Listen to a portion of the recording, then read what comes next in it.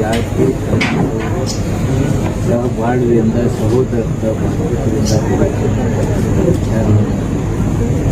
ನಾಳೆ ಎಲ್ಲ ಧರ್ಮದ ಮಠಾಧಿಪತಿಗಳು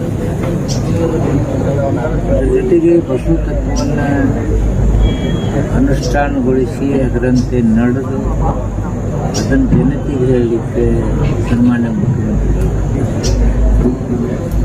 ನಾಳೆ ಕನಿಷ್ಠ 1 ಲಕ್ಷದ 2 ಲಕ್ಷ ಜನ ಸೇರ್ತಕ್ಕಂಥದ್ದು ನಾವು ಗಮನಿಸಿದ್ದೇವೆ.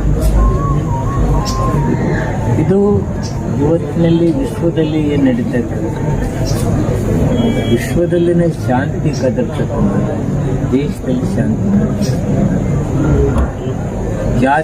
ಜಾತಿಗಳಲ್ಲಿ ಧರ್ಮಗಳಲ್ಲಿ ಹಾಗೆ ಈ ನಾಡಿನಲ್ಲಿ ದೇಶದಲ್ಲಿ ವಿಶ್ವದಲ್ಲಿ ಧರ್ಮಾಂಧತೆ ಇವತ್ತು ಎಲ್ಲೆಡೆ ತನ್ನ ಕೈ ಚಾಚಿ ವೈಷಮ್ಯ ಗಳಿಸ್ತಕ್ಕಂಥ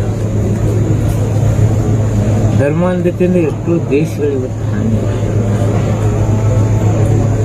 ನನ್ನ ದೇಶದಲ್ಲಿನೂ ಇವತ್ತು ದಿನಂಪ್ರತಿ ನಾವು ನೋಡಿದಾಗ ಒಂದು ಮಗುವಿನ ಮರ್ಯಾದೆ ತನ್ನ ತಂದೆನೇ ತನ್ನ ಮಕ್ಕಳನ್ನು ಕೊಡ್ತಕ್ಕಂಥ ವಾತಾವರಣ, ಅಂಥ ಭಾವನೆಗಳನ್ನ ಸೃಷ್ಟಿ ಮಾಡ್ತಕ್ಕಂಥ ಜನ,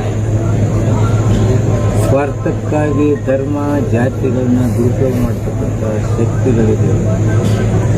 ಶಾಂತಿ ಸಂದೇಶ ಕಳಿಸ್ತಕ್ಕಂಥ ಕೆಲಸ ಇವತ್ತು ದಾಸರತ್ನ ಚಕ್ರವರ್ತಿ ದಾನೇಶ್ವರರು ಅವರ ಕೂತು ಇವತ್ತು ಮಾಡ್ತಕ್ಕಂಥ